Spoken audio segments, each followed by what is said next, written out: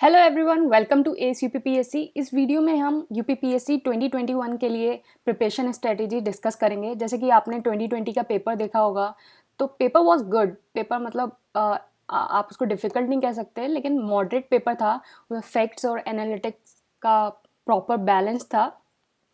तो इस तरह से हमें अपनी स्ट्रैटेजी भी अब डिसाइड करनी होगी कि हमें किस तरह से चीज़ों को पढ़ना है और किस तरह से उनको एनालाइज करना है, जिससे हम ईज़िली एग्ज़ाम में जो है अच्छा स्कोर कर पाएँ।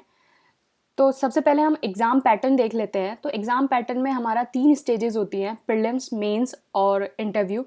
प्रीलिम्स में आपके 2 पेपर होते हैं, जीएस 1 और जीएस 2। जीएस 1 200 मार्क्स का होता है, जिसमें आपका साइंस, पॉलिटी, इकोनॉमी, हिस्ट्री और इस टाइप से आपके सारे सब्जेक्ट्स होते हैं। एंड जीएस 2 जो है वो भी आपका 200 मार्क्स का होता है, और इसमें आपको ये जीएस 2 है, ये क्वालिफाइंग पेपर होता है। इसमें आपको 33 मार्क्स लाने होते हैं।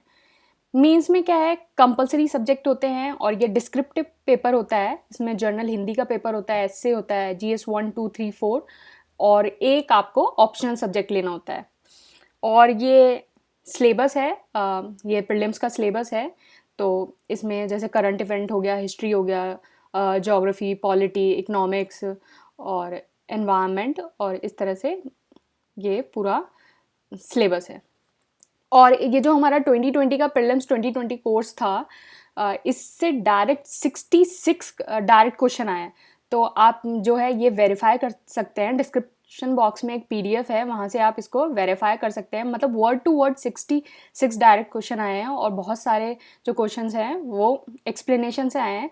तो हम जो 2021 का जो बैच है वो जल्दी ही स्टार्ट करने वाले हैं, तो आप यूट्यूब से जुड़े रहिएगा और आपको ये बहुत जल्दी पता चल जाएगा।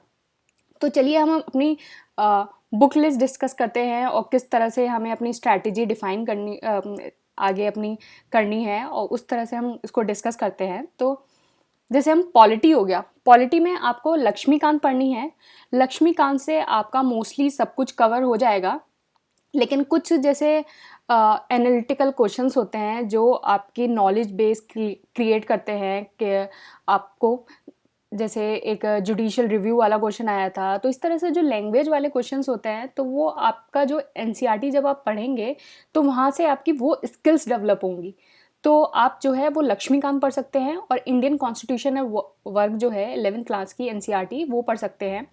और घटना चक्र के प्रीवियस ईयर क्वेश्चंस लगाना मस्ट है। आप स्टिल सोचेंगे कि पेपर पैटर्न बदल गया है घटना चक्र के, बट स्टिल घटना Chakra is still relevant for the exam. बहुत सारे क्वेश्चन फैक्चुअल थे, एंड बहुत अच्छा सोर्स है कि आपको पूरा जैसे सब्जेक्ट रिवाइज करना है, तो उसके लिए बहुत अच्छा सोर्स है घटना चक्र। तो it is still relevant for exam, तो डोंट अवॉइड इट। एंड फिर उसके बाद हो गया ज्योग्राफी। ज्योग्राफी में महेश कुमार बनवाल हो गया, मैक्सिमम सारा पोर्शन ये कैटर कर देगा। लेकिन साथ में आपको एनसीईआरटी जो है 11th-12th की एनसीईआरटी जो है वो भी पढ़ना ज़रूरी है।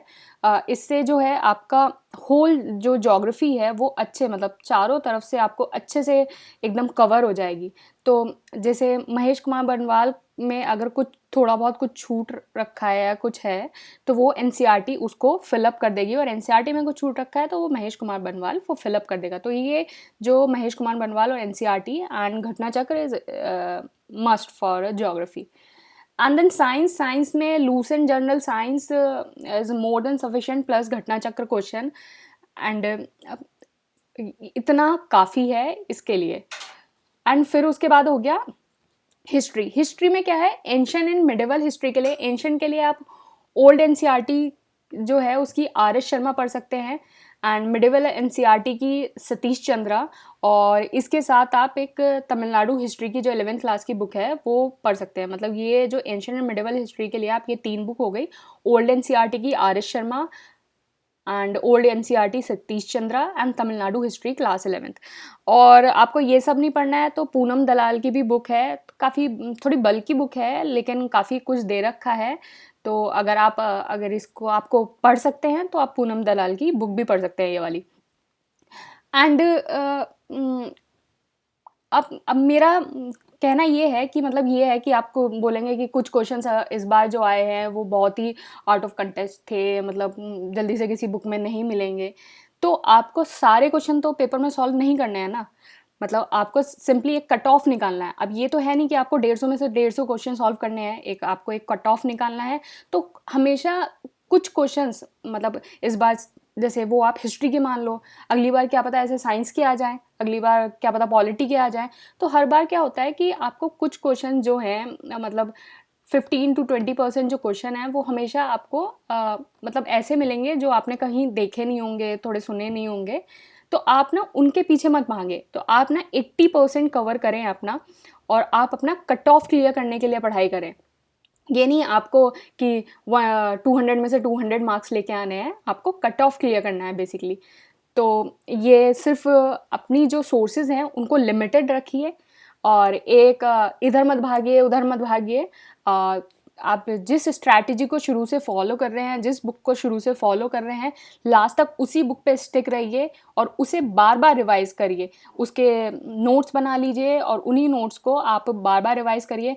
और तमिलनाडु हिस्ट्री के लिए मैं ये बोलूँगी कि अगर आप तमिलनाडु हिस्ट्री पढ़ रहे हैं तो आप इसके ना नोट्स बना लीजिए। नोट्स हार्डली इसके कम से कम 30 पेजेस के इसके नोट्स बन जाएंगे। 11th क्लास की तमिलनाडु हिस्ट्री आप जब इसको फर्स्ट टाइम में पढ़ेंगे, आप इसके नोट्स बना लीजिए, 30 पेजेस के नोट्स बन जाएंगे। और फिर उसके बाद आप कभी दोबारा उस बुक को मत उठाइए, जब भी आपको रिवाइज करना है आप उस 30 पेजेस को रिवाइज कर लीजिएगा, और साथ में ये एंशिएंट और मिडिवल की ओल्ड एनसीईआरटी जो है वो पढ़ लीजिएगा। एंड मॉडर्न हिस्ट्री के लिए spectrum is more than sufficient, I am still saying it is more than sufficient, कुछ और पढ़ने की ज़रूरत नहीं है। एंड घटना चक्र क्वेश्चन आपकी जो प्रिपरेशन है उसको और इन्हेंस ही करेगा, तो इसको अवॉइड मत करिएगा। और यूपी स्पेशल के लिए परीक्षा वाणी और अरिहंत से आप पढ़ सकते हैं, या फिर एस यूपीपीएससी यूपीजी के नोट्स हैं। इस बार जितने भी 2-3 जितने भी क्वेश्चंस आए हैं वो सारे एस यूपीपीएससी यूपीजी के नोट से ही सारे क्वेश्चन आए हैं। एनवायरनमेंट एंड इकोलॉजी के लिए आप क्या कर सकते हैं, एक पीएमएफ आईएएस के नोट्स आते हैं, आप उनको पढ़ सकते हैं, और साथ में इसको 9th और 10th क्लास की आईसीएससी की जो है एनवायरनमेंट की बुक आती है, आप उसको पढ़ सकते हैं। और आपको अगर इनमें से कुछ नहीं पढ़ना है तो आप एक सिंगल सोर्स है Shankar IAS, most popular source सबको ही पता होगा, तो आप वो पढ़ सकते हैं। अदरवाइज आप पीएमएफ आईएएस देख सकते हैं, और काफ़ी अच्छी बुक है।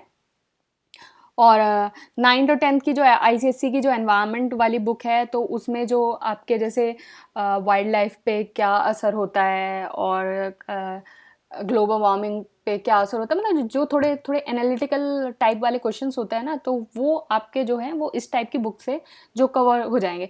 तो यही जो रोल है, मतलब जैसे फैक्चुअल वाले क्वेश्चंस होते हैं वो तो आपकी ये जितनी भी ये स्टैंडर्ड बुक्स हैं वो कवर कर देती हैं, लेकिन जो आपका थोड़ा एनालिटिकल जो क्वेश्चन का एस्पेक्ट है वो हमेशा आपका एनसीईआरटी कैटर करता है। एनसीईआरटी आपकी जो है वो आपकी नॉलेज को जो है वो वाइडन करता है। तो एनसीईआरटी का जो रिलेवेंस है वो बहुत ज़्यादा है, तो एनसीईआरटी को आप अवॉइड मत करिए।